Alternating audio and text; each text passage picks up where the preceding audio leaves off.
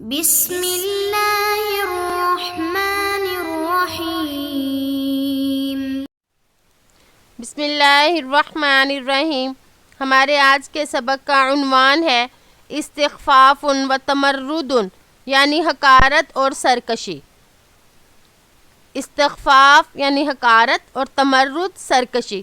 اس میں اس سبق میں یہود کی ان عادتوں کی طرف اشارہ کیا جائے گا جو کہ انتہائی خراب عادتیں تھیں، کہ یہود جو تھے وہ اپنے علاوہ کسی انسان کو انسان ہی نہ سمجھتے، وہ سرکش ہو گئے تھے، اور انبیاء کو تو مانتے لیکن انبیاء کی تعلیمات کو نہ مانتے تھے، اور انبیاء کو بھی اس وجہ سے مانتے تھے کہ ان میں کثیر نبی آئے اور ان کے پاس کئی ایسی کتابیں موجود تھیں جو کہ انبیاء کے قصوں سے بھری پڑی تھیں، تو انبیاء کا انکار کرنا ان کے لیے مناسب ہی نہ تھا یا ان کے لیے ممکن ہی نہ تھا، اس لیے وہ ان کا انکار نہ کرتے لیکن ان کی تعلیمات سے بہت دور تھے۔ تو ان میں کون کون سی خراب عادتیں پائی گئیں وہ اس سبق میں ذکر کی جائیں گی۔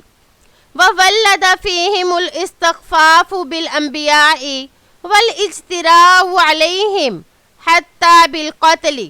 ان میں انبیاء کو گھٹیا سمجھنے کی عادت رچ بس چکی تھی اور وہ ان پر نڈر ہو گئے تھے یہاں تک کہ قتل کرنے میں، یعنی وہ اتنے نڈر ہو گئے کہ انبیاء کو قتل کرنے میں بھی ان کو کوئی عار محسوس نہ ہوتی یا کوئی ڈر نہ لگتا۔ وَالتَّعَامُلُ بِالرِّبَا وَالْعَبَثُ بِالتَّعْلِيمِ الدِّينِيَّةِ، سودی معاملہ اور دینی تعلیم کو بیکار سمجھنا، وَالْغِلْظَةَ وَالْجَفَافَ وَالضَّعْفَ الْعَاطِفَةِ الْإِنسَانِيَّةَ، اور سختی اور ظلم، انسانی مہر اور محبت کا ضعف وغیرہ چیزیں عام تھیں۔ وَتَجَرَّتْ قُلُوبٌ كَثِيرٌ مِّنْهُمْ مِنْ حُبِّ اللَّهِ الْخَالِصِ وَالرَّحْمَةِ عَلَى الْإِنسَانِ، ان میں سے اکثر کے دل خالص اللہ کی محبت اور انسان پر مہربانی سے خالی تھے۔ مَهْمَا كَانَ أَصْلُهُ وَفَصْلُهُ، اگرچہ اس کی اصل فضیلت اور انسانیت کا احترام کتنا ہی کیوں نہ ہو، احترام انسانیت یعنی انسانیت کا احترام کتنا ہی کیوں نہ ہو، لیکن ان کے دل اس احترام انسانیت سے خالی ہو گئے تھے۔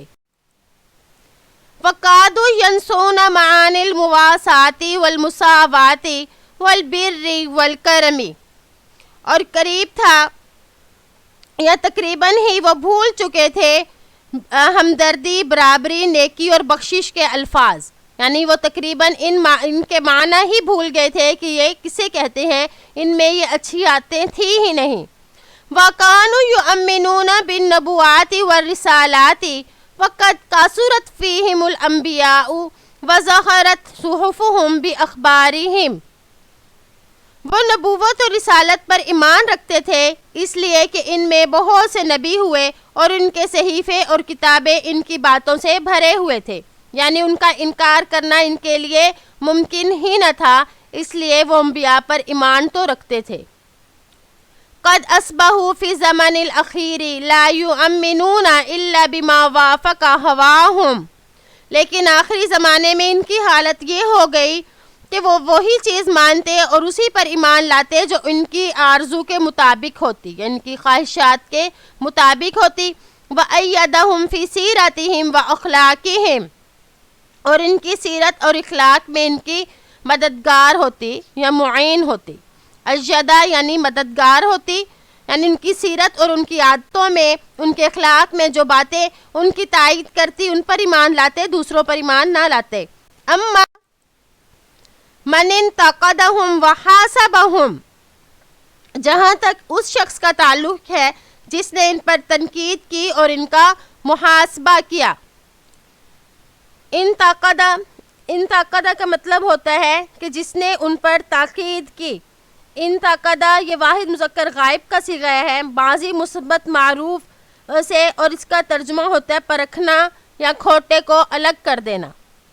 وحاسبہم، اور ان کا محاسبہ کیا، یعنی جو ان کا محاسبہ کرتا، ان سے حساب لیتا۔ محاسبہ جو ہے یہ باب مفاعلہ سے ہے، حاسبہ یحاسب محاسبتاً، یہ باب مفاعلہ سے ہوتا ہے، اور اس کا مطلب یہ ہوا کہ جو ان کا محاسبہ کرتا، ان کے بارے میں پوچھ گچھ کرتا، اور ان پر تنقید کرتا کہ تم پہ یہ بات اچھی ہے یہ بات غلط ہے، کیونکہ ہم نے پڑھا کہ انتقادہ کا مطلب ہوتا ہے کھوٹے اور کھرے کو الگ کر دینا، تو اس شخص کے ساتھ ان کا کیا تعلق ہوتا؟ وَدَعَاهُمْ إِلَى الدِّينِ صَحِيحِ وَالْحَقِّ صَرِيحِ وَإِصْلَاحِ الْحَالِ، اور انہیں صحیح دین اور صاف حق اور حالت کی اصلاح کی طرف بلاتا۔ عَادَوْهُ وَحَارَبُوهُ، تو اس کے دشمن بن جاتے اور اس سے جنگ کرتے۔ وَكَانَتْ عِنْدَهُمْ جُرْأَةٌ عَلَى الْبَهْتِ وَالْإِفْتِرَاءِ، بہتان تراشی اور من گھڑت جھوٹ، وَكِتْمَانِ الْحَقِّ، اور حق کو چھپانے میں، وَشَهَادَةُ الزُّورِ، اور جھوٹی گواہی دینے میں وہ دلیر تھے۔